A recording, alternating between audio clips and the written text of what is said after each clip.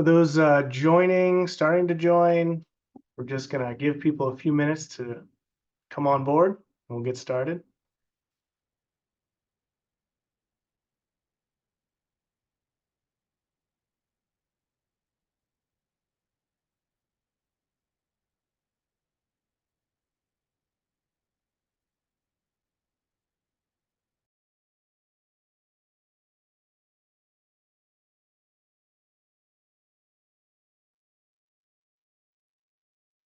See a few more people coming in. Just to let everybody know, we're going to give everybody a couple minutes past the top of the hour just to get a few more people in the door here.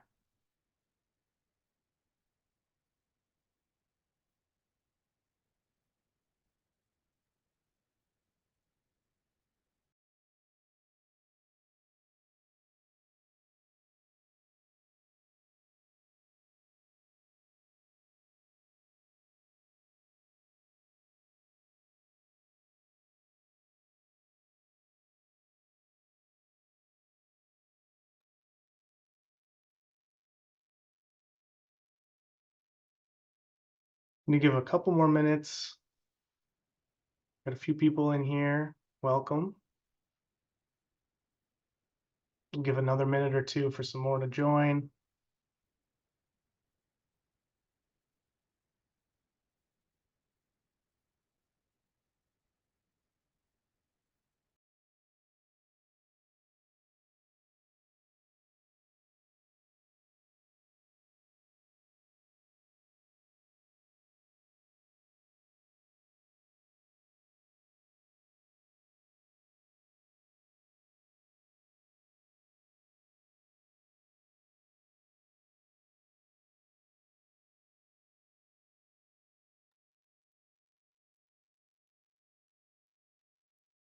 Added a couple more people. Hello to everybody who's joined so far. We're just going to give a couple more minutes, let a few more people come in, and then we'll get started.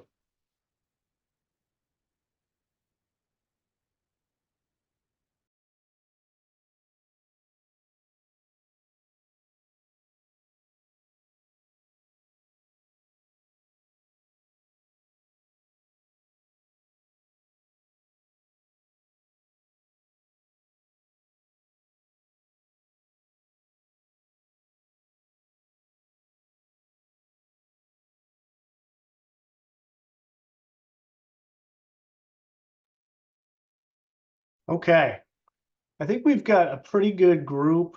We'll let some more people come in as we get going here, but we don't want to go too far past the top of the hour. We have an exciting event. I'm really excited to welcome everyone who is here for another edition of the Proximity Lab Design Conversation Series. I'm Scott Sonia, VP of Design at Proximity Lab.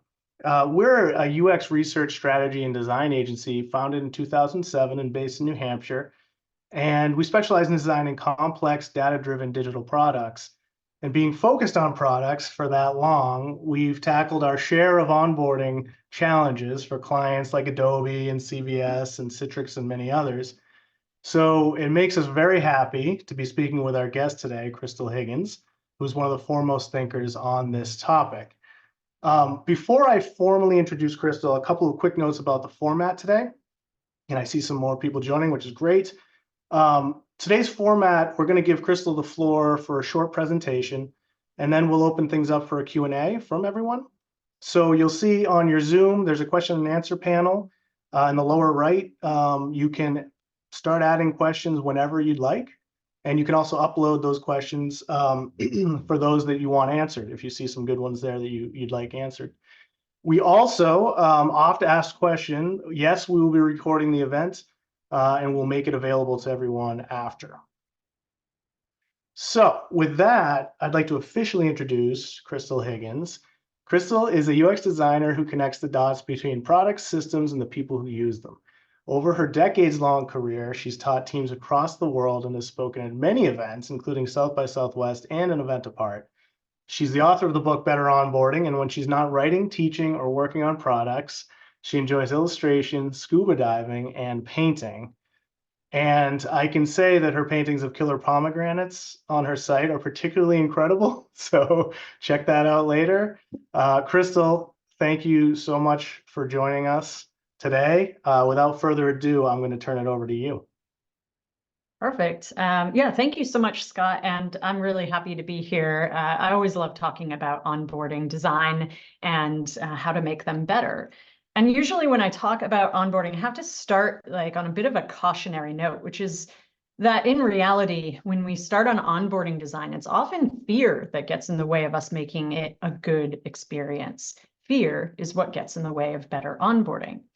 Because oftentimes when we're in teams working on onboarding, we start surfacing these fears that new users will leave if they don't know everything about our products up front, or that they won't do a single thing if we don't get them to do something on day one. Or sometimes even selfishly, we fear that they won't recognize our team's hard work, and therefore we have to get something in front of them right away. And while these fears might be grounded in some real concerns, the problem is that such fears and acting on them can lead us toward unnatural solutions. The most common of which is front-loaded instruction. This is when we try to get users to learn or do everything in our products up front, using anything from carousels to video tutorials, tooltip tours, hefty setup flows, you name it. And unfortunately, this comes with many perils. For one, front-loaded instruction is quite hard to remember. It's like attending a lecture at a university. You can't be expected to remember everything after just a single sitting. It's also presented out of the context of use, making it very hard for people to know how to apply what you're showing them to something they haven't even seen yet later. And because of these things, it means that front-loaded instruction isn't really effective when it comes to onboarding. Consider this case study from TV and music platform Vivo. In an A/B test, they removed their mobile app tutorial slideshow. Without the tutorial, they actually found that the number of signups in the product went up without any drop in downstream retention or engagement. So perhaps another way to frame this is that the carousel screens were actually negatively impacting core engagement and retention metrics. And on the qualitative side, there's research that's been done on mobile app tutorials, for example, by Nielsen Norman Group. They found that participants who read tutorials perceived the tasks it was teaching them about as more complex than those who skipped the tutorials, and yet they were no better at completing those tasks. So those tutorials were actually making people think the product was more complex than it was. And if talking about the problems and effectiveness of front-loaded instruction isn't enough to convince you it's bad, just consider the downside of front-loaded instruction in how it impacts you directly, because it's expensive to maintain. It's often maintained and built as something separate from the rest of the design of your core product. So every time your core product changes, you might have to go back to this thing and change it as well. And your team may spend days, months, perhaps even years trying to maintain this. So it's a lot of work for something with perhaps little benefit. So today I want to see if we can start looking past those fears, like in areas like front-loaded instruction, and look toward what allows us to build better onboarding experiences. And that comes by recognizing that better onboarding comes from guided interaction, not front-loaded instruction. See, guided interaction involves onboarding users at their own pace instead of forcing them to do or learn everything up front. It also means anchoring information to actions people can take in the context of use. And it's about presenting guidance so that it feels like an authentic extension of your product instead of as something that feels tacked on or separate. So what might that look like in practice? Let's say we work on a hypothetical product that lets people post questions about fashion industry topics and get answers from a community. This product has a set of community guidelines that they might want people to follow because following them leads to the generation of high quality content that keeps people coming back. Now, the typical front-loaded instruction approach would be to show the community guidelines the moment someone opens the app, right? A big wall of text with an I understand or agreement button.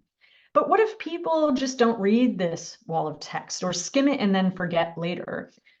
Instead, what if we could just reinforce key parts of those community guidelines across the user experience to keep them top of mind? So instead, we could get rid of that upfront wall of text and deliver new users immediately to the home screen of our app. This makes their first experience much more actionable, and they can get a sense of the content we provide just from the natural content on that page.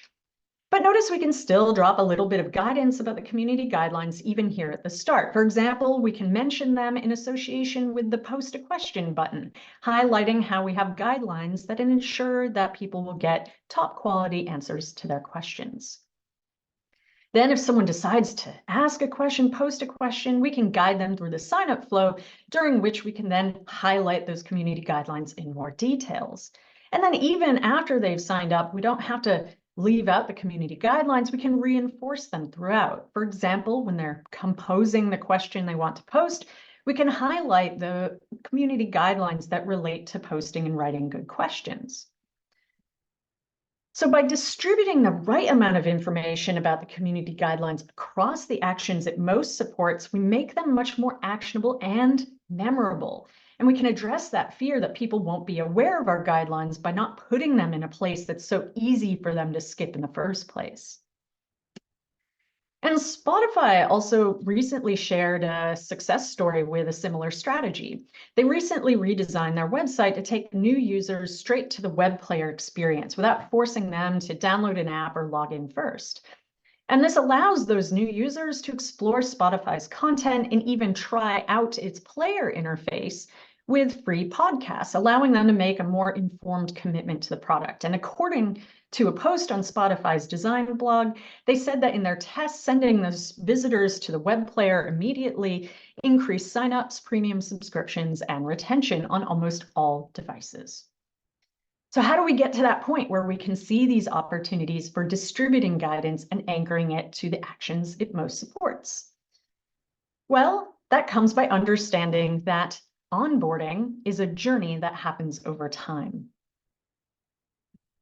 See, many of us think of onboarding as a single moment of instruction, and then poof, magically the user knows everything about our product and will jump right into building habits with it. And our fears often come from this pressure we feel to get things right in this narrow window of time we perceive as being available to us. But really, that single moment in time only represents first-time use, and it's just a small part of a larger onboarding journey of actions people take until they build up to becoming a core user of our product. So that means we just can't measure the success of onboarding looking only through a short-term lens. We can't rely on sign-up rate, click-through rate, tutorial or setup completion rate. Even testing that everyone can remember your features in a usability study is not a valid indicator that their onboarding journeys will be successful in retaining them. The reality is the onboarding journey is going to result in the same kinds of measures that contribute to your overall growth and sustainability goals as a product. So it will show success in onboarding will therefore show up in things like better short and midterm retention, deeper engagement with core features, your ability to get your product adopted in new markets, and higher short and midterm revenue. You can still measure that short-term stuff on the left-hand side of this slide, but you need to put it in the context of those longer-term measures. Another way to think about this is to note that onboarding really only ends when someone's core use of a product begins. That's the success of onboarding, when core use begins. And core use is that state where a user is receiving continued value from your experience, while their use of it contributes to the sustainability or the growth of your product in turn. To see what a definition of core use could be, let's think about that hypothetical fashion question and answer product from earlier. For such a product, core use could mean that people are contributing to the community a few times a week. This is a definition that indicates those users have reached a point where they're seeing some success through their contributions, while also sustaining the product by contributing content to us, keeping the community active. Once we have that definition of core use, then we want to think about where people may begin. Let's say they arrive at this product from searching the web with their question. And with those two sides of a journey in place, you can start to zoom out to identify and map the actions that might bring someone from that starting point to the point where they become a core user of it. With this journey laid out and all these actions in place and identified, then you can zoom in to apply contextual guidance within each of those actions. For example, if we look at an action of someone posting their first question, we can break that down into having guidance in 3 parts. The prompt, which is how we guide someone to initiate the action in the first place. The work, which is how we guide someone through the action subtasks and any errors they might encounter. And the follow-up, how you guide someone when that action is done. So for example, how this might flow out in this hypothetical case, someone posting their first question might be prompted to do that in the context of search results because they came in from a web search. And so all we might need here is just a little button at the bottom of search results saying, hey, if you didn't find an answer to your question already, then go ahead and post your own. And then the work could be about just breaking down sign up for this first time user, as well as helping them compose their question and putting guidance there, reminding them of those community guidelines. And then once they post their question, we can take them to the follow-up state, which kind of confirms what they've done, helps them see where they can come back later to see updates on their content, and also gives them some next steps. Like, for example, a next step in their journey can be to enable notifications, which open up future communications with them.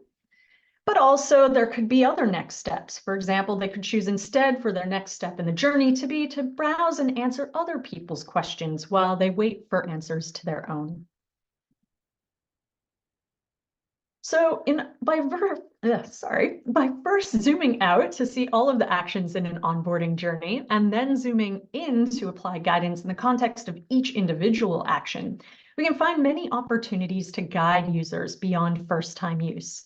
And then we're able to create more flexible journeys that let people come in from different starting points and move at their own pace. Now, when you're seeing this, I do want to preemptively address one more fear that might rise up when seeing a diagram of this nature. The fear that this all sounds like extra work. Now, this is a fear that comes from viewing onboarding as something completely separate from the rest of the work of your product, when in reality, better onboarding is just better product design in the first place. See, onboarding design begins in your core product, not with overlays or add-ons, because it's what remains if a user skips, ignores, or otherwise forgets something. And even the most well-crafted explanations, tours, or tutorials can't make up for confusing product design. So this means you have to think about how the basics of your product can inherently guide your users before you start implementing lots of fancy UI patterns. These things like the concept and the conceptual model in your product, your content, the navigation and affordances you use, transitions between states, all of these and others greatly influence the learnability of your product. Once you've got that strong foundation of core product design in place, that's when you can actually start thinking about adding layers of guidance that are specific to new users. And it's at this point that I need to broach the topic and talk about overlays. About those overlays. In products, overlays encompass anything that sits on top of the main content of a site or app. So they include things like pop-up dialogues, sheets that slide up from the bottom, help chat bubbles that pop open, that sort of stuff. And a lot of sites and apps and services use them for all sorts of instructions and promos. But while these seem to be easy to implement and helpful things, they tend to get in the way of users more often than help them. So they come with their own perils. So they're very disruptive, right? And they interrupt the user's experience, either by blocking underlying content or popping up surprisingly, leading to them being ignored. There's a great study on this phenomenon of ignoring these sorts of pop-ups by Brigham Young University researchers who worked with security engineers from Google Chrome. They studied the impact of showing security dialogues using MRIs of the brain while people were being exposed to them, finding that a high percentage of people in the study completely disregarded any of these messages if they appeared in the middle of a task. And when we think about it, we're almost always in the middle of some task when a pop-up appears, right? So this means, again, they're very prone to being ignored entirely. Now, overlays are also prone to collisions. This is when multiple overlays that are triggered by different criteria were built separately and then somehow end up triggered at the same time so that they're overlapping each other. And that, again, leads to this feeling of disruption and clutter on a product, in a site or on an app that can keep people from reading them. And they're also particularly rough on screen reader users, especially when they collide. We want our onboarding experiences to be as accessible as possible, but sometimes the very patterns we choose to use can alienate whole audiences that are trying to use our products for the first time. So this all means that we should use overlays sparingly and mindfully for new users. And sometimes, often, that means we probably shouldn't use them at all. So instead of jumping to overlays, first explore how you can extend the authentic design of your product to make guidance feel more integrated into it. And one of the best places to start is by looking at the empty state surfaces of your product. This is where you can put guidance in the context of where content will later be, and you can make it really actionable for people.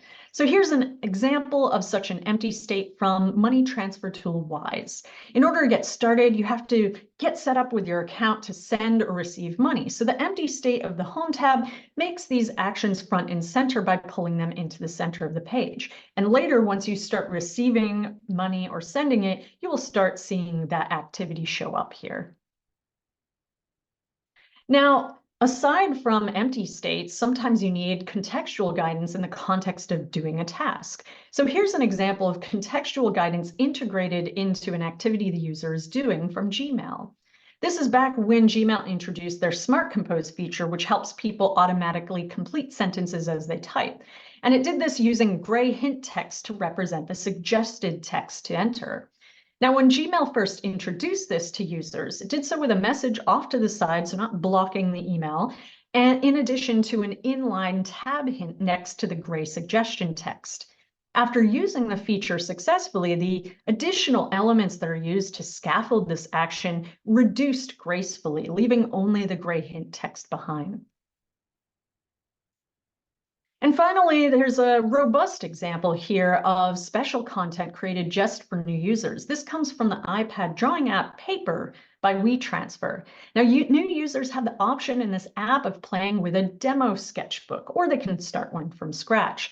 If they open the demo sketchbook, they will find interactive content in there married with video content from their help section. Each page of the demo sketchbook is focused on a particular drawing tool that the user can play with themselves, and the video can play alongside it, or they can close that to dismiss it. Now, I don't show you all of these examples just to have you use the exact same patterns that these products used. Instead, I show you them because they're all examples of products that chose to use patterns that best fit into the flow of and design of their products. And that's what I want you to be encouraged to explore instead of those overlays that are always going to feel a bit disjoint from your products. So in summary, from what I've covered here today, better onboarding begins with better design of your core product, not with overlays or add-on flows. Better onboarding is also about treating it as a journey that happens over time, not just as the first run experience. And ultimately, coming back to the main part of it, better onboarding is really about guiding people through interaction instead of front-loaded instruction. So that's where I'll leave the presentation part of today. I also have a book, and you can get to it from kryshiggins.com/book, which will redirect you to the publisher website. Thank you. Thank you so much, Krystal. That was fantastic. So we do have a couple questions coming in, and we have a bunch more to talk about. So this is great.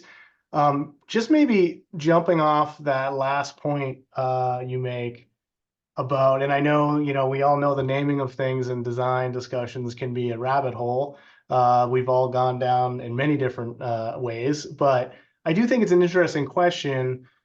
With some of that stuff that you put up at the end there with calling onboarding different things, it does almost feel like, is onboarding even the right word for this anymore? Or is that just not a worthy kind of discussion to have?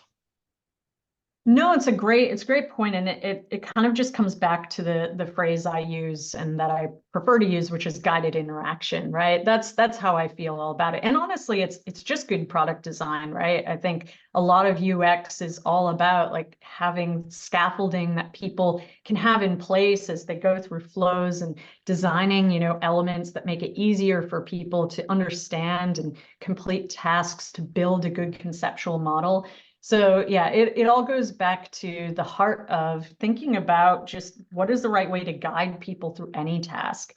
And that can help not just new users, but existing users. Like not every existing user knows every corner of a product, right? So having this kind of mindset allows you again to have this built in from the core. Yeah. Building it in from the core, I mean, it's such a powerful idea and it makes a ton of sense. It's a journey. This is guided interaction all the way through. What is always interesting to me is the difference, if there is any, and that's kind of what I wanted to talk about a little bit, is there a difference between people who are in-house working on a product, iterating on a product all the time, and people who might be in an agency who kind of come in and help a client solve a problem? I think there's always a little bit of, at least in my experience, there's been some tension there in terms of if you're an agency and you have a finite amount of time and budget, how do you do the best job you can, when it is such a, you really want to be infused in the entire interaction, the entire journey of this product. How do you kind of do that when maybe scope is limited or things of that nature? Is there a difference, or is there ways, tactics to kind of deal with that?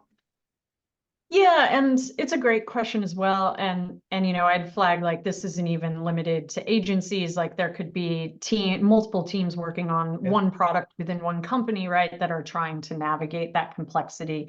And I won't say it's an easy task, right? You want to kind of be as embedded or as close to the core design of the product as you can, so you can influence things at the right level. Uh, Typically, when I've found like folks are starting out and it might be hard to kind of have that kind of embedded model, trying to take a per action approach as opposed to like, can we create kind of like an upfront deliverable or something like that is usually the most helpful. So it's like, hey, in that journey I showed multiple actions in there. Maybe instead it's about going like, we can make a real impact if we improve, like, for example, the sign up flow, Mhm. design. We'll just focus on that, right? And it makes it less about like improve the whole experience, which is going to inevitably lead to what can we do quickly? Okay, we're going to do some pop-ups or something like that. And instead gets you focused on like, what's the most impactful actions that we can, work around, and that then makes that guidance be put in the context of taking action. I think where onboarding and guidance tends to fail is when that action is sort of disembodied from the actual thing, or sorry, where that content or instruction is disembodied from the things Mhm. it talks about, and that's why front-loaded instruction is quite ineffective. Yeah, and that's interesting because there is another question that someone posed about front-loaded onboarding, and it sounds like, along the lines of that answer, there, one of the ways you can maybe combat time or other things, scope, is to focus on specific areas. So is it really that front-loaded onboarding is never the right thing, or are there times where there is use for it? I think when it's helpful, so it might be helpful to share an anecdote. So a couple of years ago, I was kind of working on a product in a bit of an enterprise space, and we were designing an experience from the ground up. And as part of that, obviously, like how do we onboard people to this comes up. And we were aiming to basically have like no front-loaded instruction because we found that people were able to like use the product without that because of the way we had built the core product. However, what was interesting was we did find like maybe 10% of the people we talked to, because they were purchasers of this thing, they were customers of this thing. They were like, hey, this doesn't have like one of those slideshows that like all these competitor apps have. Like, does that mean you're not as valid of a product as those, folks? And that one was interesting for me. So kind of what I settled on is it's not that it's never helpful. It's just that typically what happens is we throw that thing in, and then, we expect everyone will read it, and then they don't, and then there's no way to get back to it. Instead, it's good to think of it as like help content, right? So if you have like a landing page and you have a link on that landing page that's like, hey, do you want to watch a video about this product? That then makes it a bit more accessible to those few people who are like, yes, I would like, a video walkthrough before I start trying to play with anything. But it makes it re-accessible. It can get, you can get back to it at different times. And it also doesn't block those people who are going to learn better through interaction itself. So I think when I say like avoid front-loaded instruction, it's about avoiding that as your only solution to the onboarding problem, because it's not going to solve it. Right. That's great. And along those lines, talking about kind of it's bigger than the front loaded aspect, and it's a journey. The idea of guided interaction and creating great guided interaction. Do you feel like that's a skill that most UX designers have? Or is it something that they can get somewhere? Like how, what is it different? We're all kind of focused on, or I think in the past, maybe a lot of people did think of onboarding and still do probably as the front loaded aspect, right? So do most UX designers, do you feel, can they do the bigger thing, the guided interaction aspect? I think most UXers are absolutely capable of it, for sure. Because when you think about what the core of UX and before that HCI design is, right? It's bridging that gap. It's like we've got technology and we've got humans, and how do we best bridge that gap between them? And that's the core of onboarding, right? It's all about like it starts with conceptual models in the design of a product. And that's why I emphasize that, because that's the core of UX design. You don't necessarily need extra skills or specialty to do onboarding. And in fact, I talk about this in my book, but assigning a single designer as the only onboarding designer in a team often fails unless that designer is set up to be more of an advocate, but everyone is bought into like everything we do influences onboarding. So I think, yeah, everyone is capable of that, in my opinion. Yeah, I would agree. And I think, to the question that was posed, it's a little bit of learn all the foundational UX things, because to your point, that's what it's built on. And then also you can read books such as yours and others that are experts in this, have done it so many times that there is a best practice that you can really get good at understanding this. Yeah. So along the lines maybe of just getting a little more tactical for a second, the core use that you talk about, I think you go into this in a little bit in the book, but for those who haven't read it, what are some of the research and strategic tactics that people can use to figure out what the core use is of a user? Yeah, absolutely. Like I'm a huge fan of longitudinal research for that sort of development, because you need to basically understand how people are using products over time. You'll have your kind of like overall retention metrics and all of that for like the goals you have for users and a vision of like what a truly expert user is. And this kind of core use thing is like at this midway point, right? Between like, okay, someone's onboarded and they're competent in the product, or they're competent at doing the things that contribute to those goals. They're not going to be an expert yet. They don't have to. And so with longitudinal research, you can kind of start observing what are the qualities and things people are doing at that point. And by longitudinal, it's like on the qual side, you've got, of course, your typical tools like diary studies and that sort of thing. And then on the quant side, if you have an existing product, things like cohort analysis to really see how different groups are performing over time. Like, oh, if we had a group that came in when we had this feature set or this kind of like onboarding thing after 30 days, they were maybe, better off than others. And you can start seeing, how that also influences things like retention and engagement. So those are some of the research tactics. And then I think especially for anyone who might be working on something new or trying to just get a team on board, the core use definition stuff is a really good like team alignment exercise. I do talk about that one in the book as well. But you can kind of get a team together. You can share whatever research insights you have. There's also going to be a bit of like intuition, especially with new stuff or even with existing stuff. And getting everyone, including stakeholders, together to sort of write down what they think core use is and having a discussion on where you might see the gaps between everyone's definition is going to be a really healthy way to bring up, like, actually, we need more research to understand this, or actually, we're all pretty aligned and this is great. And we all now agree that onboarding has to be this journey instead of like, just this one metric.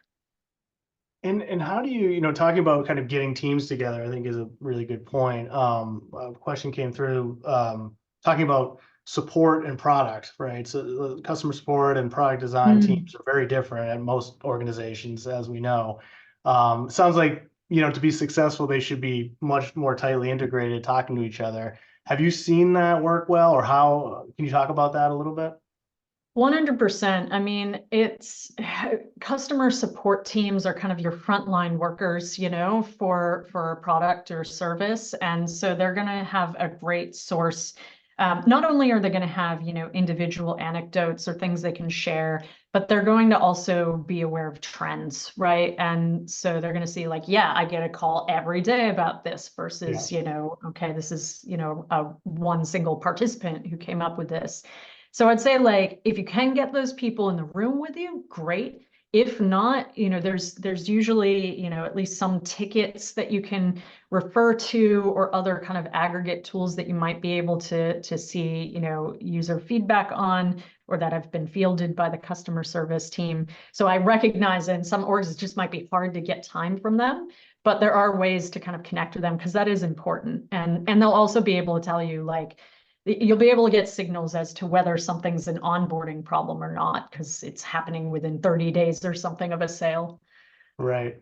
Yeah, I can attest to that being so powerful. Like a few times that we've been able to do it as an agency to talk to a customer service rep and watch them speak to someone is like one of the most powerful research tools UX designers have. One of the oh yeah, sorry, I just wanted to share an anecdote. Yeah, one of the jobs I had a couple of years ago, it was required to do within your first 6 months to like sit at the customer service center and Yep. just kind of sit with a representative for a day and sort of immerse and see what they were dealing with. And that was just a great experience. It's like a direct main line to every issue Yeah, that yeah. someone might have. Um, so when you're, when a designer might be in a product team, or in an agency, and they're talking to a client, you talked a little bit about this, the idea of extra work or other Mm. objections that might come about from a client or a stakeholder about, this sort of thing. One thing that comes to mind, I feel like in the past, a platitude for UX design was often, well, it should be so simple that we don't need Mm. guidance.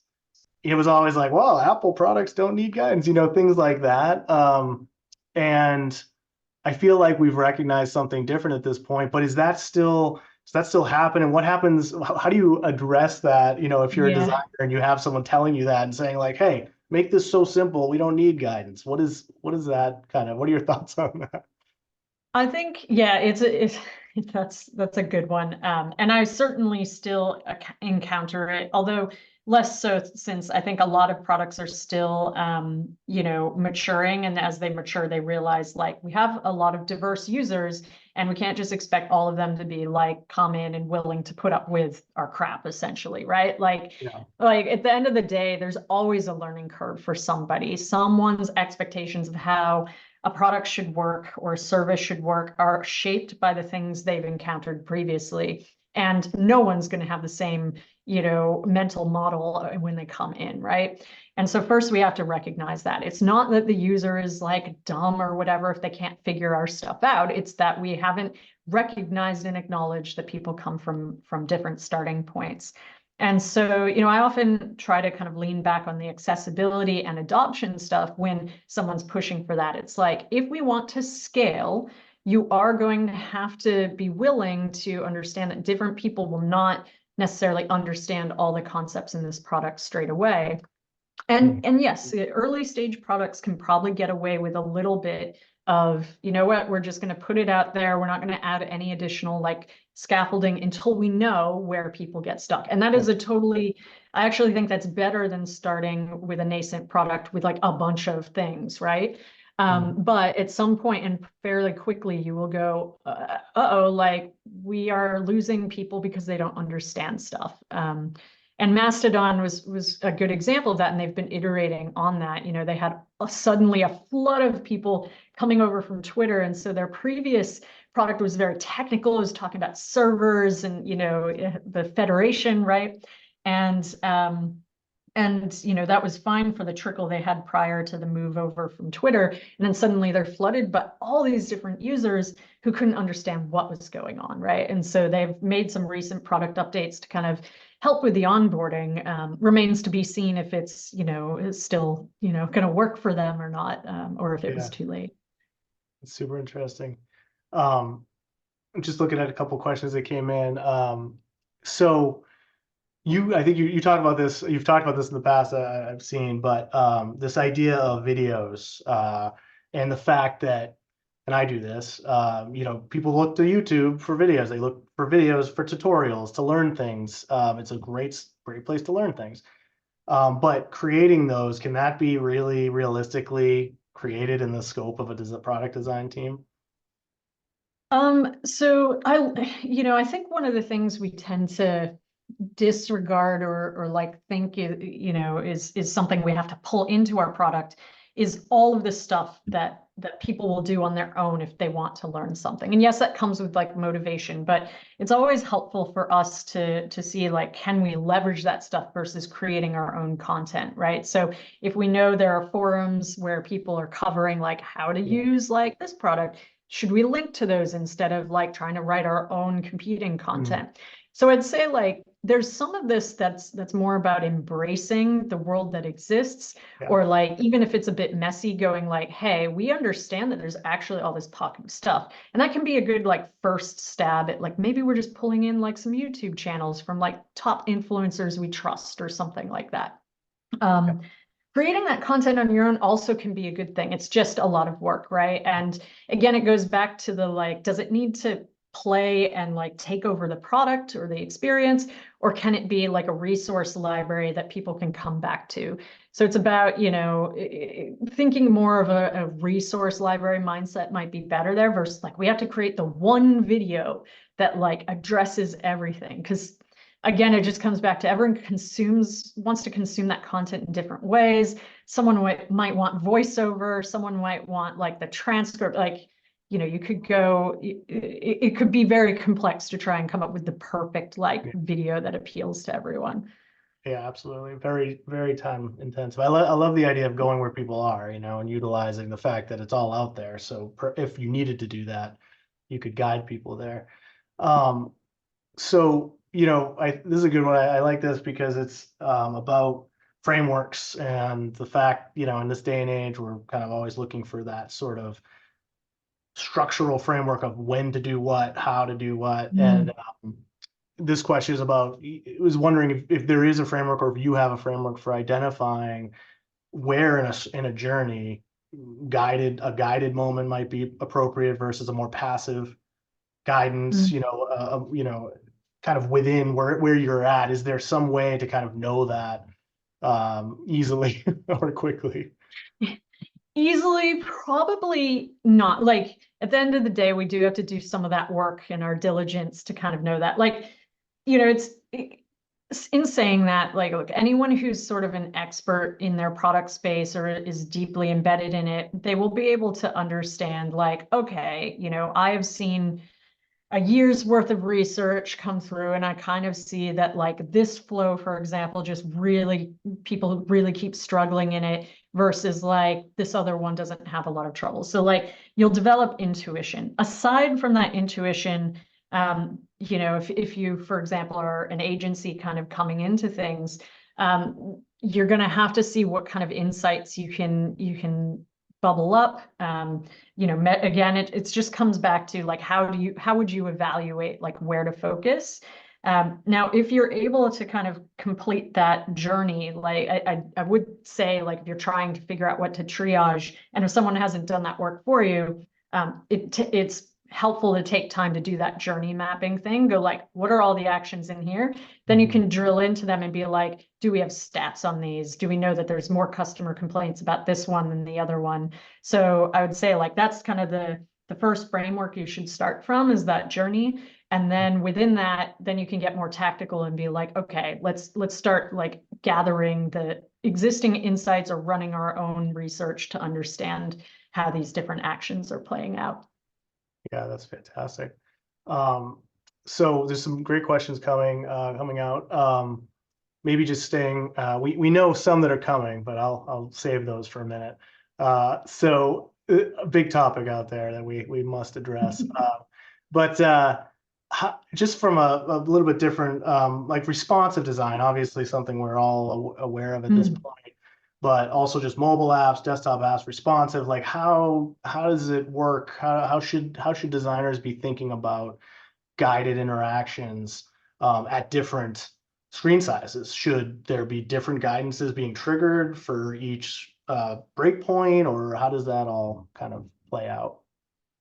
Yeah, and this is where, having kind of like the core design and thinking about like what can be embedded into this page so it doesn't disrupt, like basically put it into that flow, as opposed to kind of like those add-ons or overlays. Because yeah, overlays are going to get all over the place. If you're in a responsive format, they're going to get triggered in unexpected ways. So I think it just comes back to, yeah, getting that right in the core design and thinking from a like embedded guidance first approach. Mm-hmm.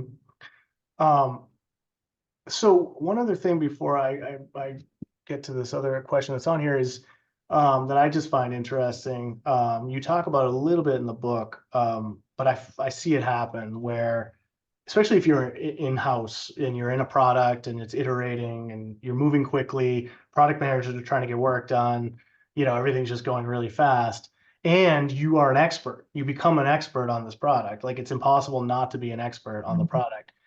So just some, maybe for the folks on the call, just any tactics on how to fight against the tendency to forget about the new, less experienced person who might be using it.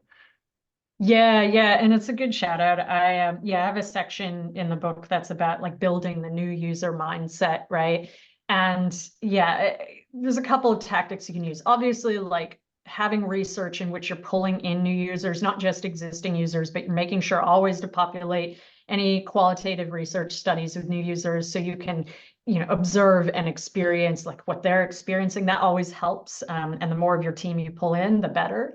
But other things you can do is just like be a connoisseur of new things. Like I live my life, for example, in incognito mode on my phone. And I do that because it lets me experience every website as if a new user was, right? And I can experience all the frustrations, all the pop-ups, all the things that any new user does, right? And I'm constantly uninstalling, reinstalling apps and things like that in order to see what it's like as a new person. So having making that part of your discipline is super helpful. So not just for you, but you can have others do it. You can have them journal their kind of like initial experience over 30 days. And you do want to do it over time because initial reactions are never indicative of like what's actually going to happen later. You might be like, this is a terrible experience, but then like there's something that actually keeps you in. And then you're like, actually, it's not so bad. Like, so definitely do it over time. But yeah, it's a good discipline to have to be like that connoisseur of new things. Yeah, I love that tip. The incognito mode, that's great. Um, I hope you don't hold this against me, but we have to get to it. It did come up, so it's not all my fault. But AI and how AI might affect the onboarding flow. I do think there's some relevance there. The question that came through is Clippy the key to success? I think partially flippantly, but the idea of, is it going to be smart enough to address a lot of this guidance ad hoc versus scripted or triggered? I guess in general, what are your thoughts on where AI could take this sort of thing? Yeah, I would say there's probably like you know, first of all, like stepping back to like the chatbot type thing, like there's certainly been more people than I have that pointed out like the issues of having like an an unbounded LLM being the one serving you like, help tips as a customer service bot on a website. So, that is problematic in its own right. But if we just assume like it could be, just any form of, AI as an LLM chat agent or something of that nature, it falls under like the same people who would go and like search for YouTube videos on like how do I use XYZ, right? Like, yes, it will be another input. In a super ideal world, like, look, I think the vision for everyone would be you get to a point where products and interfaces can adapt themselves more fluidly to people and their needs, meaning that you don't have to spend your time onboarding people to interface.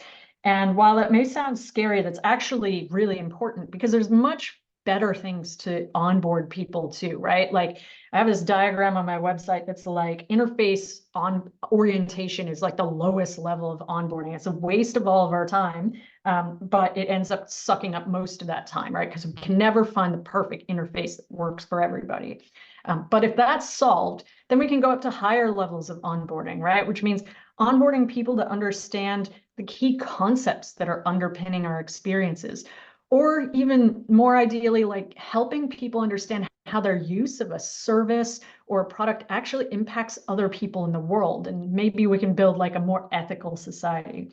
I will say on the flip side, we have to watch out for things because today's onboarding patterns are maybe what's being fed to various AI models. And what Right. that could result in is a world where all websites are just getting peppered with overlays and all the bad patterns we use. So we have to this is why I think it's important that for as long as we can, when we're still intentionally designing these experiences, that we try and aim for the best possible one, because we don't want to be training models to use the worst of our design patterns, right? Absolutely. Yeah, that makes total sense. I think the extreme personalization of things is definitely gonna be something that we all have to figure out how to design for potentially.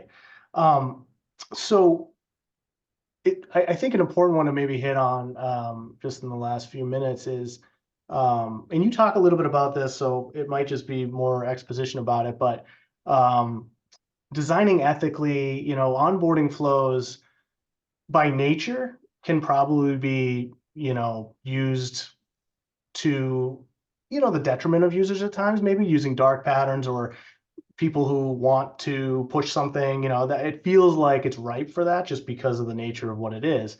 Um, and just in terms of like not allowing that to happen or designing inclusively or ethically, how can you, have you come across that at all? And do you have ways to kind of, battle against that a bit?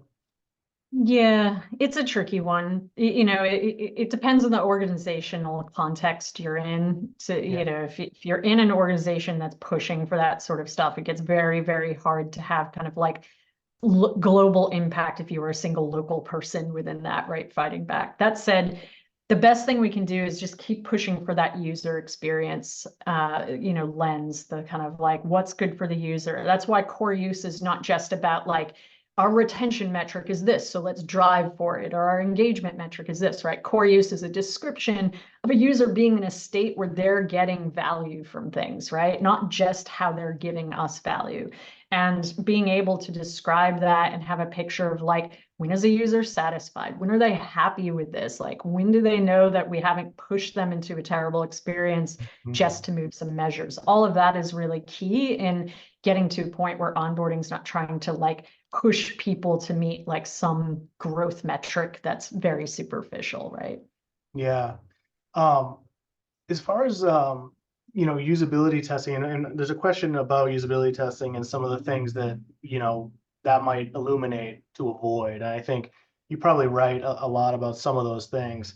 So I won't maybe not go into we don't have to go into too much detail about it, all the things to avoid based on usability testing that you found in your career. I'm sure there's a lot of them. but just maybe a more general question about usability testing and accessibility testing, just testing in general, and how that fits into making sure the guided interaction process and flow is as good as it can be.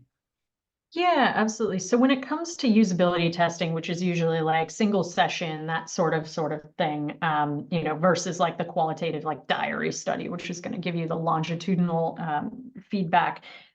Once you kind of have a sense of like the journey and the pieces in the journey, then yes, you can like start dividing out those pieces and usability test them. And then it's totally fine to go like, hey, someone can't get through this flow because they don't understand this thing. And so I think all the typical kind of usability testing principles apply. I would say the one, and again, mentioned, I think in the book is, I had one experience where it was sort of like, have a session where people just go through the whole, experience, play with it themselves, go through some onboarding, front-loaded instruction piece.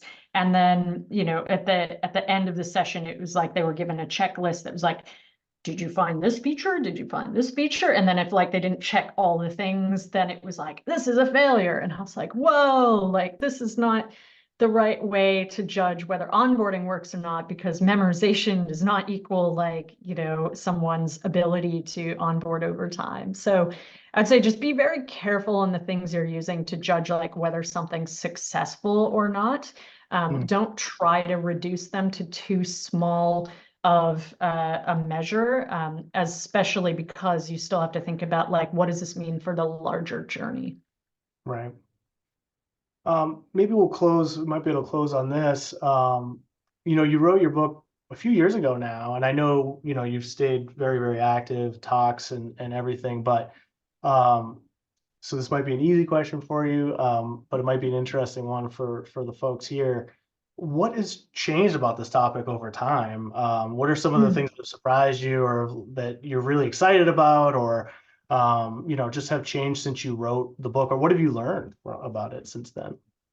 Yeah, no, I think, all the core principles behind the book still stand, which I'm happy about. They haven't completely been torn down yet. Small examples may have changed. Obviously, like any screenshots used in the book are almost certainly outdated at this point, even though like core of the example is still in place.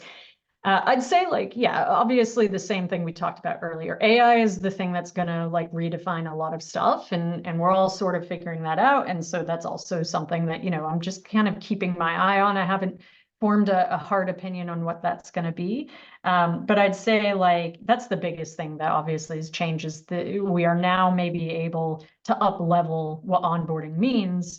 And I look forward to that, but also, I would, if I were writing this book, again, in this climate, I'd be throwing in those caveats about like, this is why it's even more important right now that we design the right thing, or else we'll find ourselves in a very cluttery world in the future. Right. Absolutely. Well, I think with only a couple minutes left, we've got to all the questions for the folks on the call, so that's great. So we'll probably end there. I think that's a good place to end. And thank you to everyone who joined, and thank you, Krystal, so much for your time.